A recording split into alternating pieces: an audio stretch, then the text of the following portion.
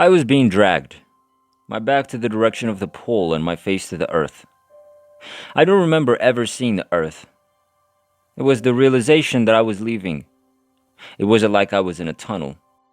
Because of the extraordinary pace at which I was traveling, it felt as if a tunnel had formed around me. When I see the white markings left by a fast jet in the sky, I think about it. The marks were made by the jet. It's the same thing. Even though there was some uncertainty about what was going on, there was no dread in this encounter. It was at this point that I understood I had departed my body and was no longer alive. I didn't mind what had transpired. I was at ease.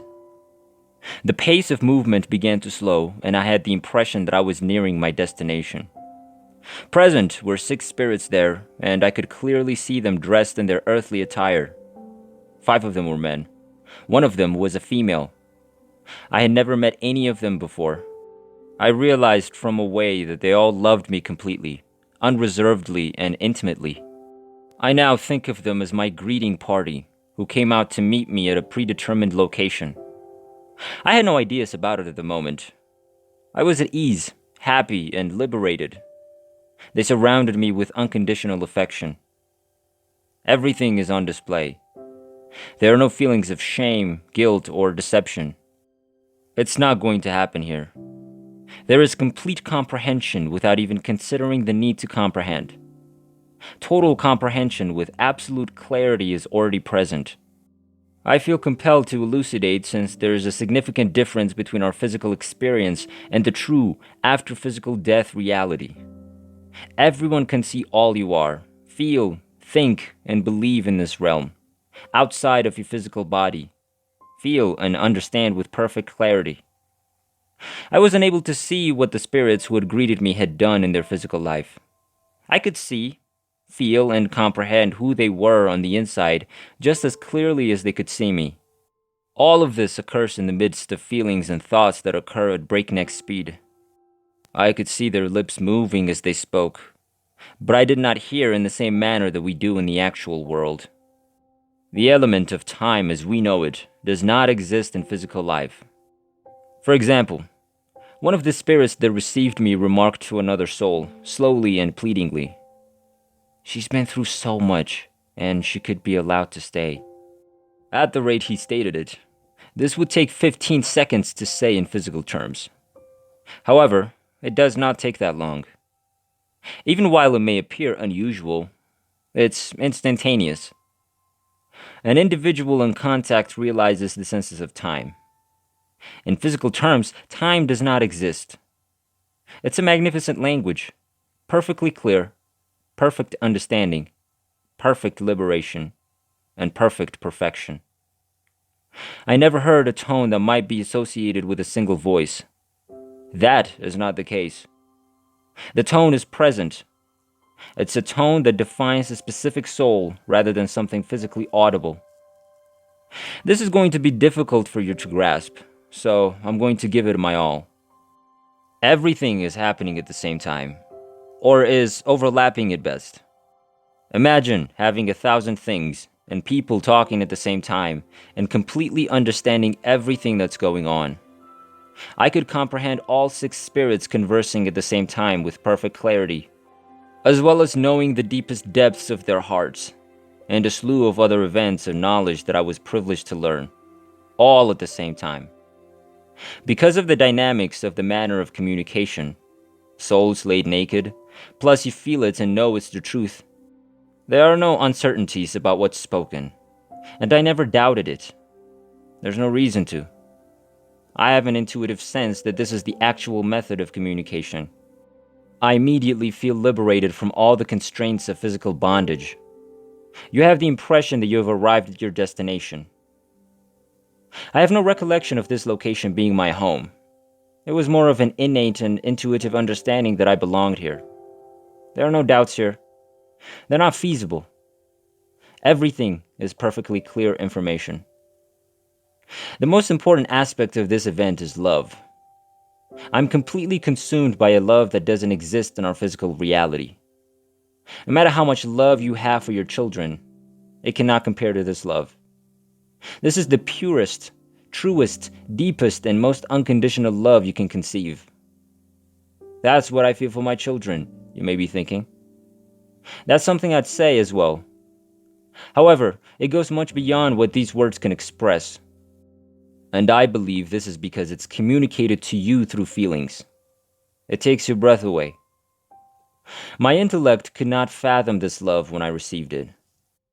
The soul senses it, and the overwhelming feeling of this flawless love rushes right into your heart as a sensation. With a sudden swish of sensation, it can send your soul to its knees. This is not overpowering in a negative way. It's completely overwhelming in the greatest manner possible. You'll never be the same after experiencing it. It's complete happiness. What you always desired, plus so much more. I was astounded that I was so adored. I am still, and will always be. There's a bright light that I felt impelled to enter. I was unable to. From a distance, this light resembles that seen in a photograph of the sun's beams. Light is narrower at its origin than it is far away, and the rays broaden out as they travel away from the source. The closer you get to the light, the larger its point of origin becomes, until it's so close that it illuminates your entire viewing screen. The light is the source of the knock your socks off love, which is why my instinct urges, more, please. I'm going there. That's not to imply that I did not experience tremendous affection from the specific people I met. Yes, I did. And their love for me was enough to completely saturate any human being for a lifetime. It's simply that when I realized there was more love, along with the awareness that this source of love was even closer to me in terms of relationship, I desired it even more. It was as if the entity emitted that enormous affection for me was the most familiar with me. In terms of what a mother or father feels for their child, the love was over the top. So in a way, I was pulled to my closest relative, even though it was undeniably not the type of relative we encounter in the actual world. Nonetheless, it felt more genuine than any physical relationship. I now consider this light to be God, and I'm thankful that this light showed me its love during my death experience. Okay, I'll explain the experience in human terms, albeit I believe these specifics pale in comparison to the genuine and crucial parts I've attempted to explain. They began adoring me through their thoughts and feelings as soon as they arrived at the location where the 6 souls met me. I felt liberated, wonderful. At the same time, they had a lengthy discussion over whether or not I should be permitted to stay, of which I am unaware, but I was content to remain where I was. A deep blue-colored but not dark feeling world surrounded them. It was enjoyable. There was no land available. It was more like they'd come to meet me in a location where there was no land. But it wasn't out of the ordinary. On the opposite, it felt more natural than anywhere else on the planet.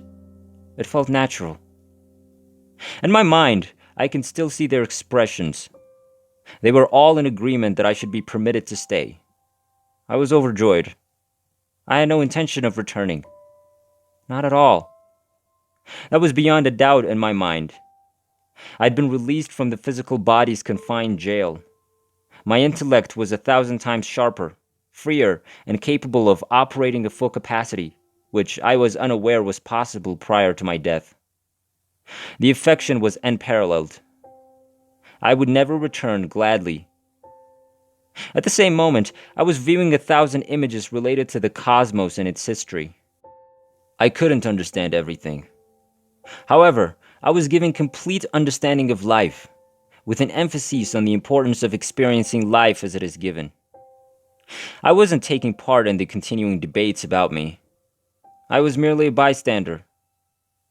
The light then moved closer, and everyone became aware of it, and their attention was drawn to it. There was a brief pause as everyone's attention was drawn to the approaching light. A woman appeared in the distance, entirely encircled by light, the entire visual screen. However, the other 6 spirits were not encompassed by the light. Only her. This is difficult to put into words. When you stare at her, it's as if the entire screen of your vision is flooded with light. However, when I look around at the other souls, I notice that they are all encircled by the blue, peaceful background. Despite having a harsh, disciplinarian expression on her face, the woman, like the other souls, loved me dearly. She was dressed in an older style black gown with a matching hat. Her entire body was covered by the dress, up to her neck. She was an older woman with a weathered, craggy face. She was staring at me with an uninterrupted gaze. The other souls pleaded with her to let me speak. She didn't say anything, thought or feeling, but she just kept staring at me, as though in intense analytical focus. There was a little lull after the other souls had pleaded to their heart's delight. She kept staring at me before saying, "She goes back." My heart sank to the lowest depths. For the first time, I spoke up, pleading, "No, no, please, no." She was stern. I assured her that I would not accompany her. My emotions burst into tears. I'd have to be coerced. Then I saw I was floating above my body. Then a nurse placed ice on my chest and told me to wake up. I was naked, without a sheet. I was disgusted by my own physique. I had no reaction to it. The nurse pushed my left arm twice, softly but irritably, while saying, "Wake up." I then felt excruciating pain as I realized I was back in my body. My heart rate slowed. I was very disappointed to be back. The nurse noticed I had arrived. "Open your eyes," she said many times. Then she began shoveling small spoonfuls of ice chips into my mouth, telling me that my fever was too high and that I needed to eat ice all the time. She continued to spoon it until I passed out.